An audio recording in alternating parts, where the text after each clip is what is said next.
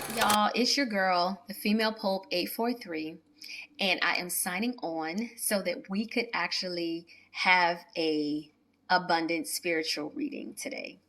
So, the abundant spiritual reading is something that I've been doing and I didn't even know what I was doing. I purchased these cards because I thought they were super cute at this little bookstore that I go to all the time.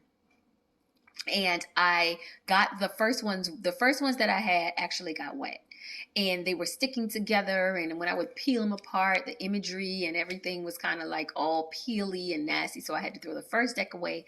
And luckily, the woman that actually created these cards, I'm going to tell you who she is in one of the other readings, but she passed away.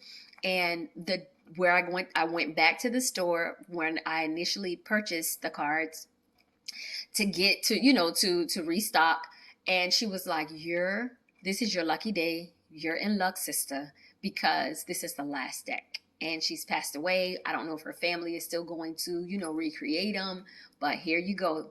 And I was so grateful, and I was so thankful, and I realized in that moment that my spiritual growth was super important, because for me, for these deck of cards to be sitting there waiting for me to buy them, that's how I feel.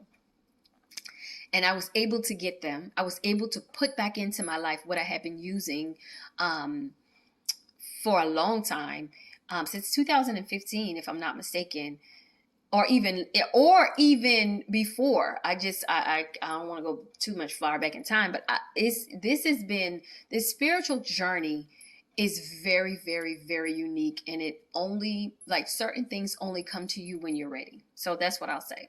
So if you're a beginner on this spiritual journey, know that everything that you need is going to come to you as you need it. And if you're truly listening to your inner guide and your inner self, and you are trusting yourself, everything is going to align properly, and everything is going to come to you exactly when you need it.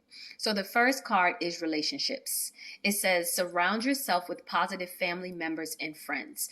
This card is important to me because there were two friends that I kind of had, like, I've had some feelings about something that happened between us, and I'm learning through spiritual growth. Sometimes you just need to sit and observe. Sometimes you just need to kind of let things settle. Sometimes you need to wait before you say anything to anybody about something that has maybe hurt your feelings or disappointed you, so that you have the right words to say, and the friendship could be, the friendship can continue on.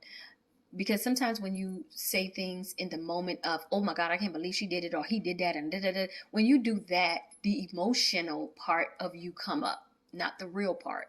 That's why this spiritual journey involves so much emotional wellness, learning how to temper, learning how to manage that, understanding what triggers, emotional triggers.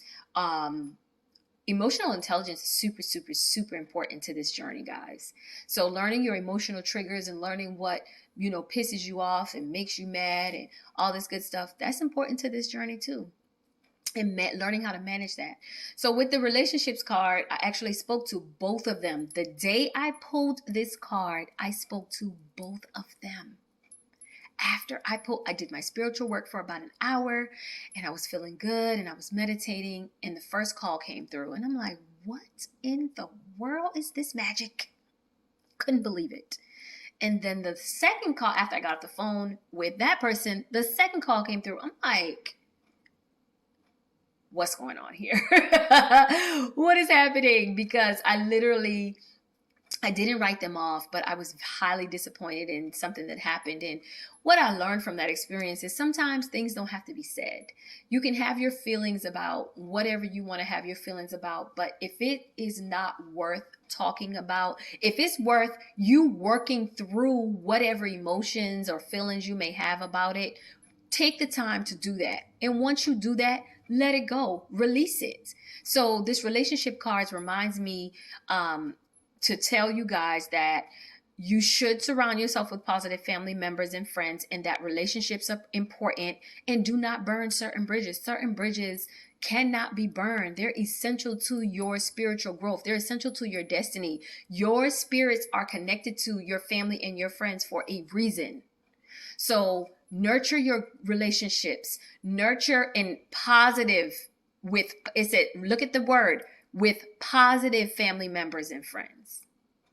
So not the negative ones, not the toxic ones, not the dramatic ones, not the ones that's looking, for a pity party, not the ones that are victimized, but the positive family members and friends that you love and they love you. Nurture those relationships, because relationships are important to your spiritual growth. You are, even though we have to do the work to go within when it comes to learning and, moving ahead, understand that no man can survive. Like, we need each other to survive, period.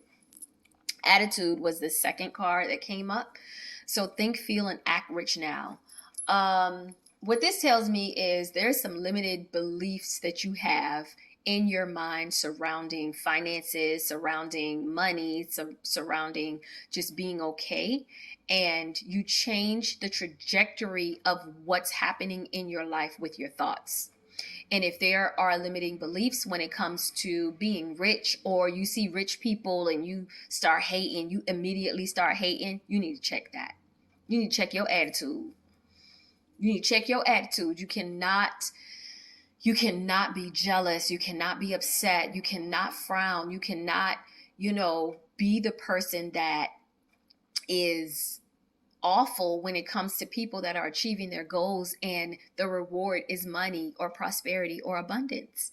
Change your attitude about the way you feel about money, prosperity, abundance, and anybody else that's getting it.